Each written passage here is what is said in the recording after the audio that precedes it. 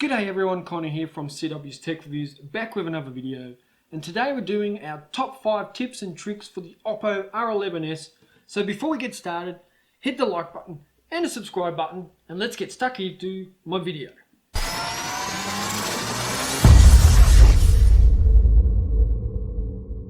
Now we all know the people at Oppo like to do things a little bit different. They like Android, they love Apple. They've tried to merge the two together, and then you end up with ColorOS.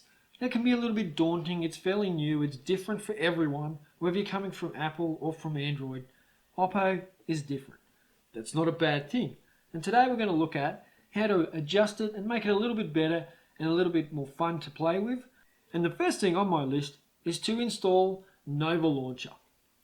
As you can see, I have not got the stock ColorOS installed on the device.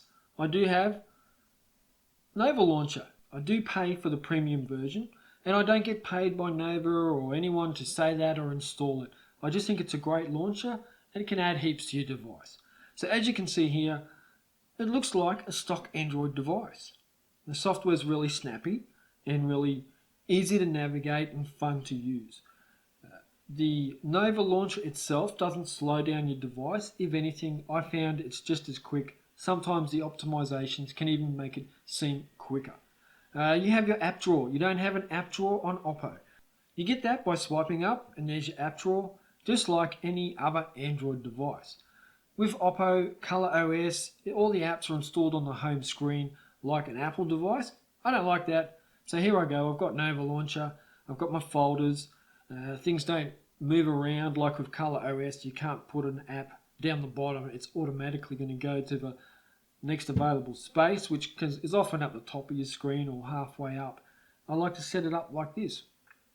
So definitely install a custom launcher, anyone you want. It doesn't have to be Nova Launcher or anything like that. So make sure you do that and have some fun setting it up.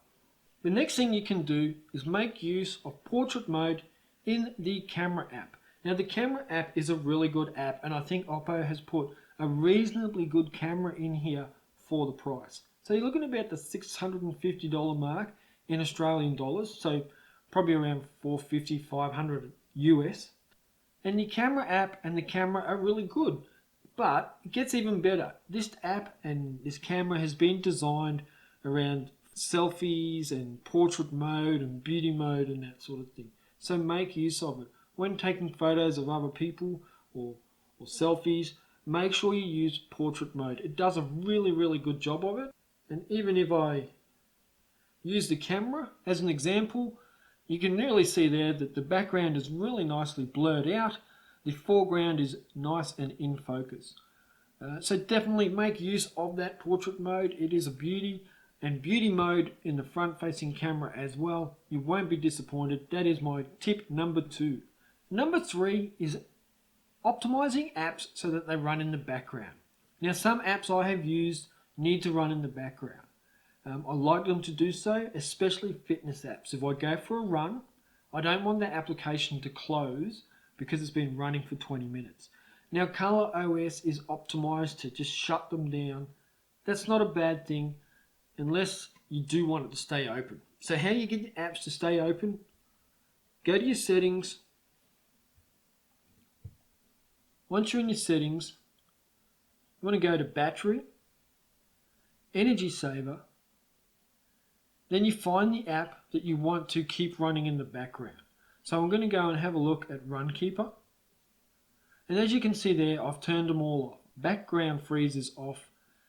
Abnormal app optimizations is off, and doze is off. That way, when I go for a run, Runkeeper is going to continue to run in the background, even though my phone is not on, it's not being looked at. It's on, but the screen's off, it's not being looked at. Now if I go to, say, Pocket Casts, they're all on. So Pocket Cast is on in the background running, and the phone's not being used. It'll shut off maybe after 15 or 20 minutes. Like I said, that's not a bad thing unless you want those apps to stay open. So if you find that happening to your favorite app and it annoys you, that's how you can get around it. I hope you find that tip useful. Now my top tip number 4 is switch the navigation key. So the first thing you want to do for this tip is go to your settings, additional settings, navigation keys, and you can switch them here. So your back button is over on the left, just like this setup, and your recent apps is on the right, back, and your home button in the middle. We can leave it as you get it out of the box, which is your back button on the right and your recent apps button on the left. Now I find that confusing. I like to have them set up just like so, back button on the left, recent apps button on the right. I know you can also have virtual navigation keys, so that you can swipe up and down and have gestures rather than buttons. Too confusing for me. I'm a little bit old school. I just like those navigation keys just the way they are. So that is top tip number 4. And top tip number 5 for the Oppo R11s is to make use of the Face Unlock feature. Now, here's some examples of this. Really quickly, I've already got it set up.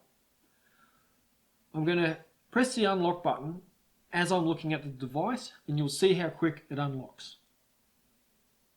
There you go. That was like half a second, if that. Now I will do it again. That time you didn't even see the unlock screen or anything, just straight to unlock mode. So you'd have to be mad not to install this. And here's another example of where it's handy. Now I have this set up for Gumtree, so if I go to Gumtree and go to open it, it's encrypted. If I look at it with my face, straight away it will unlock it with my facial features. Now I can use the fingerprint scanner for that, but I do like to have that face unlock set up because it's actually really easy when you're looking at your device. You tap on the app you want to open and it just opens straight away because you're already looking at the device. So I find that really handy. It's like that two-stage authentication almost. One, yes, you got the device unlocked, but then you need to unlock it again to get into certain apps. I find that really handy. That is my top 5 features for the Oppo R11s. If you found any of these helpful, hit the like button and the subscribe button. If you think I left out some really good tips for Oppo or ColorOS, make sure you leave a comment down below. I'll do another video if I have to. Let's rack up some tips and tricks. And thank you for watching. Catch you in the next one.